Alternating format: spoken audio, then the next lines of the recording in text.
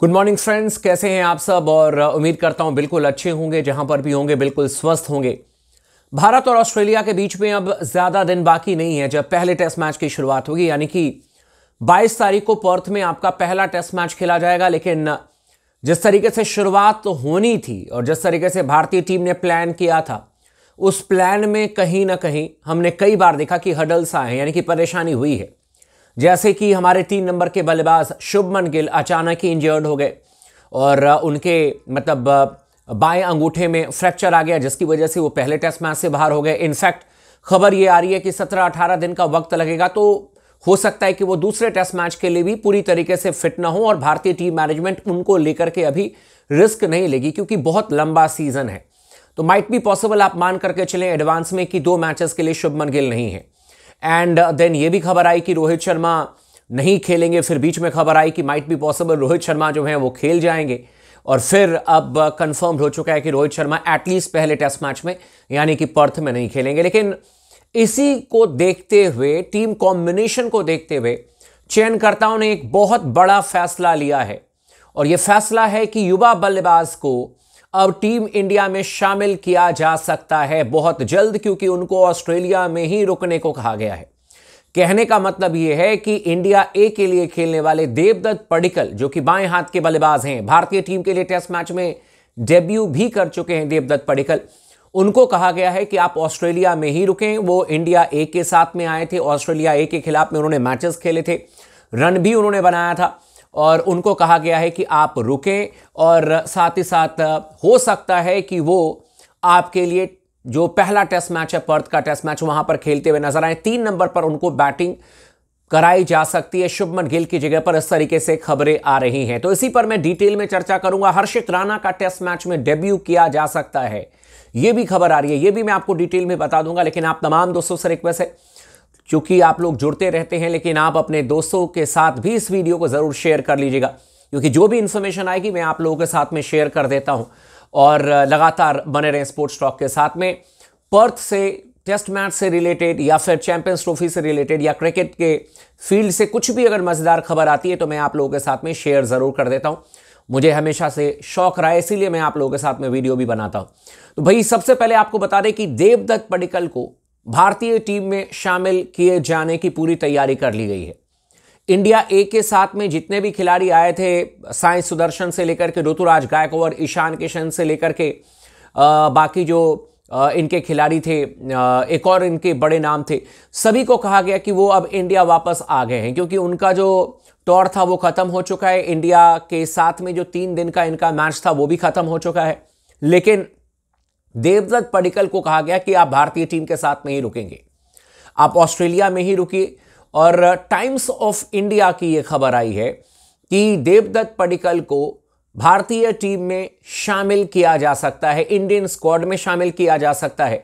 और न सिर्फ स्क्वाड में शामिल किया जाएगा, बल्कि 3 नंबर पर पर्थ टेस्ट मैच में ये आपको खेलते हुए दिखेंगे। शुभमन गिल की जगह पर इनको खिलाने की बात की जा रही है कि शुभमन गिल चूंकि अवेलेबल नहीं है, और हो सकता है कि आपके लिए आई डोंट नो दूसरे टेस्ट मैच में होंगे या नहीं होंगे, लेकिन पहले में तो नहीं है, तो वहां पर एटलीस्ट आपके पास में देवदत्त पडिक्कल होंगे, इसीलिए उनको टीम में शामिल किए जाने की पूरी तैयारी की गई है। बाकी जो इंडिया ए के साथ में खिलाड़ी आए थे वो ऑस्ट्रेलिया से निकल चुके हैं, लेकिन देवदत्त पडिक्कल को कहा गया कि आप रुकें अभी भारतीय टीम के साथ में बैकअप के तौर पर। लेकिन टाइम्स ऑफ इंडिया की यह खबर है कि एक तरीके से कंफर्म मान करके चलें कि ये खेलेंगे टेस्ट मैच, और साथ ही साथ 3 नंबर पर बैटिंग करेंगे।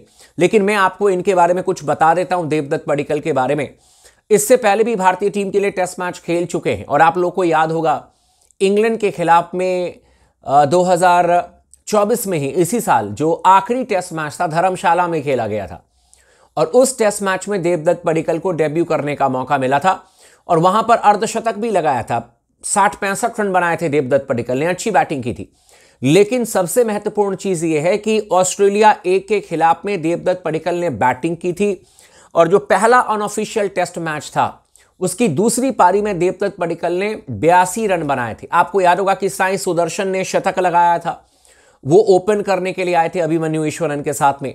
देवदत्त पडिक्कल 3 नंबर पर बैटिंग करने के लिए आए थे, और इन्होंने 88 रनों की पारी खेली थी। बहुत अच्छी बल्लेबाजी करके दिखाई थी देवदत्त पडिक्कल ने, और इसीलिए देवदत्त पडिक्कल को भारतीय टीम में शामिल किया गया है। हालांकि उसी मैच में देवदत्त पडिक्कल ने 36 रन बनाए थे, फिर 88 रन बनाए थे। जो दूसरा अनऑफिशियल मैच है उसमें इनका बल्ला नहीं चला था, 26 रन बनाए थे और 1 रन बनाए थे। अब हम दूसरे खिलाड़ी पर चर्चा कर लेते हैं।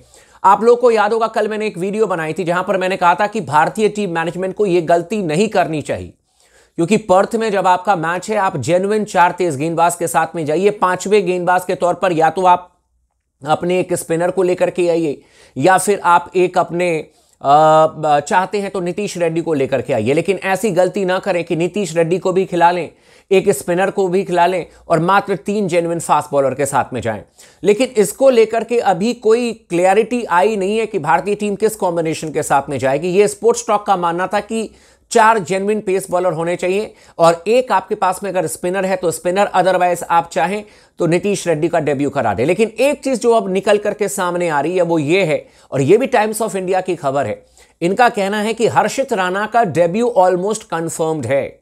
और इस बात में दम नजर आ रहा है क्योंकि हर्षित राणा की बहुत जमकर के तारीफ की। कल एक बीसीसीआई ने वीडियो अपलोड की थी जहां पर कि हमारे जो गेंदबाजी कोच हैं मॉर्नी मॉकल, उन्होंने बहुत तारीफ की थी हर्षित राणा की, और जिस तरीके से मैच जो खेला गया था इंडिया ए के खिलाफ में, तो हर्षित राणा ने काफी प्रभावित किया था। इनके बाउंसर्स बड़े अच्छे थे, इन्होंने बल्लेबाजों को सेट किया। सेट करने का मतलब होता है कि आपने 2-3 गेंदें छोटी डाली, बैक ऑफ द लेंथ डाली, और अचानक ही गेंद गुड लेंथ पर डाल दिया, ऊपर डाल दिया। बल्लेबाज को पहले बैकफुट पर सेट किया और ऊपर डाल करके फिर आप बल्लेबाज को आउट करके चले गए। तो ऐसा हर्षित राणा ने किया है, और कुल मिलाकर के 10 इन्होंने first class cricket Ranji trophy के मैचेस भी खेले हैं, 46 विकेट भी लिए हैं, बैटिंग भी कर लेते हैं। एक शतक भी है हर्षित राणा के नाम रणजी ट्रॉफी में, और 2 अर्धशतक इन्होंने लगाए हैं। दिल्ली से खेलते हैं तो इसका भी उनको फायदा मिलेगा 100%।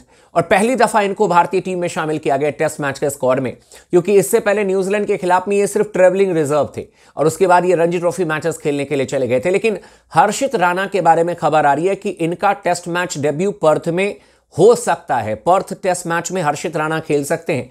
अब यह देखने वाली बात है कि क्या स्पोर्ट्स टॉक की बात सुनी जाएगी, 4 जेन्युइन तेज गेंदबाज प्लस एक स्पिनर, या हर्षित या फिर नीतीश रेड्डी खेलेंगे, या फिर 3 जेन्युइन तेज गेंदबाज और एक स्पिनर और नीतीश रेड्डी खेलेंगे। ये तो बात की बात है। लेकिन हर्षित राणा अगर मान लीजिए खेलते हैं और 4 अगर आपके पास में तेज गेंदबाज होंगे तो जसप्रीत बुमराह, मोहम्मद सिराज तो कंफर्म्ड है, फिर हर्षित राणा का नाम आ रहा है, और ऐसे में फिर प्रसिद्ध कृष्णा और आकाशदीप में से किसी एक को आप पिक करोगे। और अगर मात्र 3 तेज गेंदबाज के साथ में जाएंगे तो ऐसे में फिर आपके पास में जसप्रीत बुमराह होंगे, मोहम्मद सिराज होंगे, देन आपके पास में तीसरे के तौर पर हर्षित राणा होंगे।